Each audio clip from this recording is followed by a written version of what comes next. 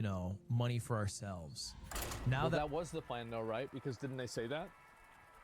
we've raised 1.3 million for charity, now we get to make some money of our own. You would just take the 1.3 million. Well, no, because it was a separate. There were two separate funds, right? And so, like the fund that they make for profit and the fund that they raise for charity, these are separate funds, and Ian even confirmed that. So I'm not even sure really where this is coming from. The first go around, like, 1.3 mil is a lot of money, bro. That's hella bread.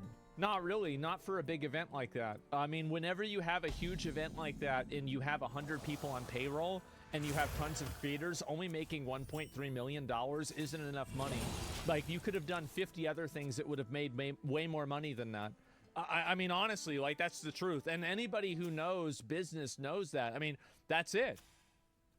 Do you think charities should be audited more frequently? Well, that's not what's happening, right? It's not about the charity. It's about the way that they handled the event and the way it was portrayed. So I feel like you're just not, if you're looking at it in a vacuum, yeah, I think you could call that a scam. Okay. But you're ignoring the context of the first one that was hella successful. Well, but isn't this also ignoring the context of the second one that was hella unsuccessful? So if the second one was hella unsuccessful and then, like, well, and here's also another big question, right? Is that why is it that you're doing a third one if the second one didn't make any money? Well, because, like, I don't understand that. How does that happen? How does that work? So, like, if you're not making any money, what the fuck?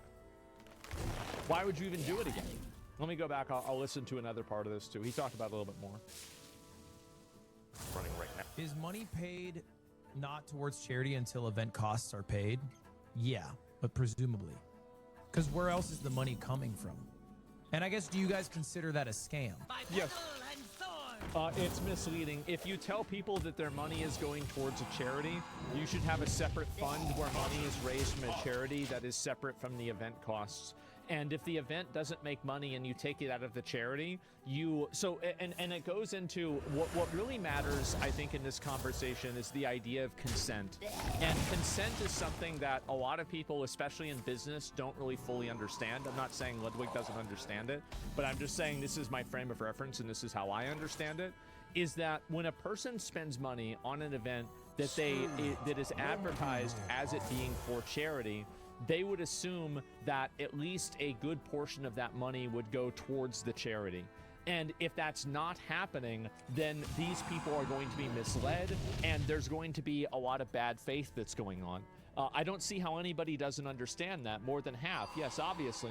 And so, like, most of it. And so if people put all of their money towards charity, or they buy tickets and they support an event because they say, and this is also true as well with the other boxers, right? Even Alana talked about this yesterday, is that if you're supporting an event and you're participating in an event because you want to have the money to go for charity, but then all of the money just goes for paying the operating expenses, well, then you effectively took all of these people's time and you misused it because you didn't allocate the money in a way that they thought that their time was being spent allocating the money towards.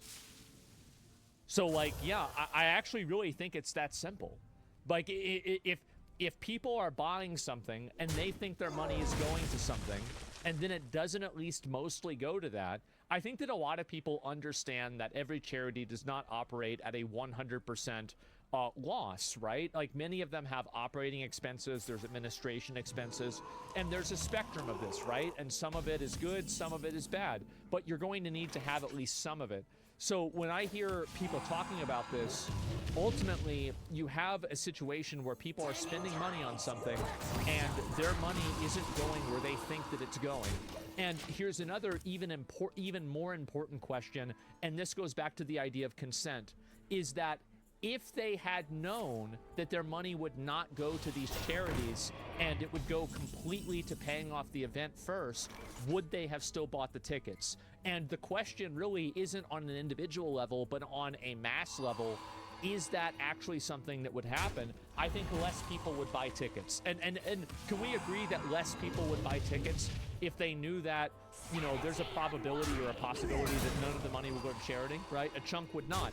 And so again, so basically now we've entered into the realm and we've created the foundation that people are buying tickets on a false premise that if it was communicated in a way that was properly explained, would have not made a purchase. So based off of that, you have now told a person that's giving you money that they're going to get something that they're not going to get. That's a problem.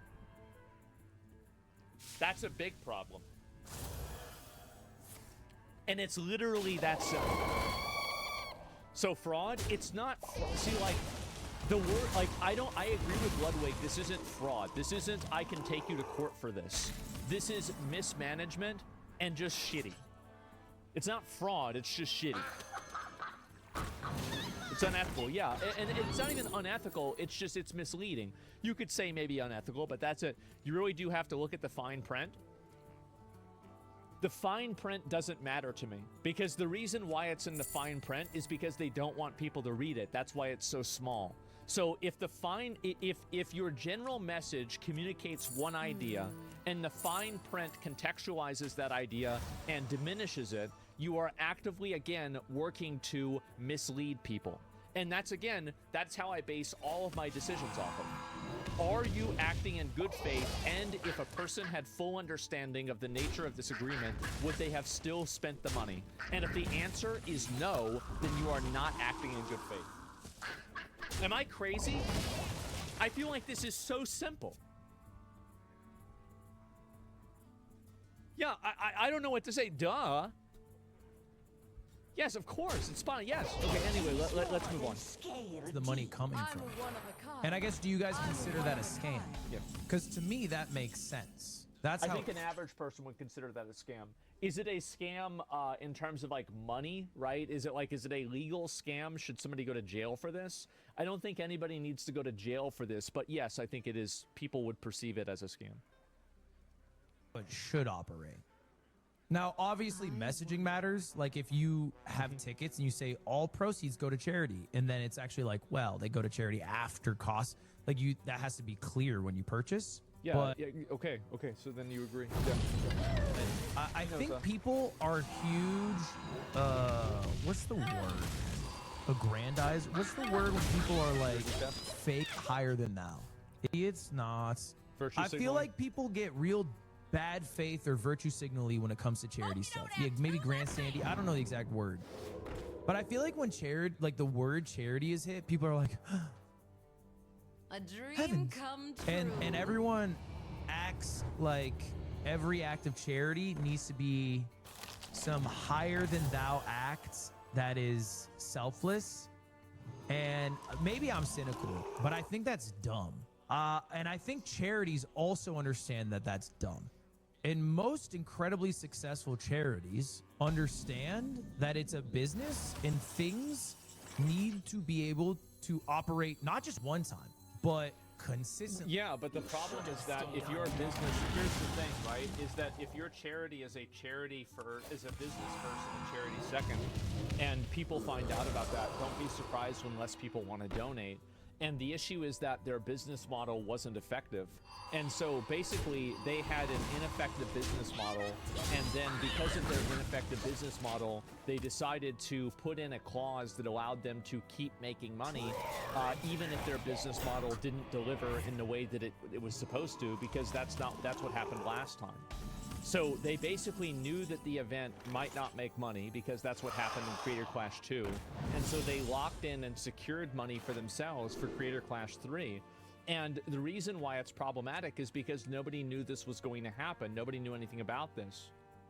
Part of being tax exempt is that your primary purpose is to alleviate the government in some way. So the primary purpose becomes business, you lose tax exempt status. Yeah. Many times. And the only way to do that is if it doesn't burn a bunch of money along the way.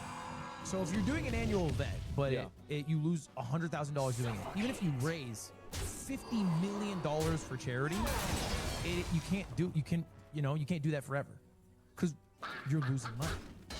Money has to come from somewhere. And what people don't have grease, use some sludge. Change the business model. change the business model and be upfront with the people that are spending the money.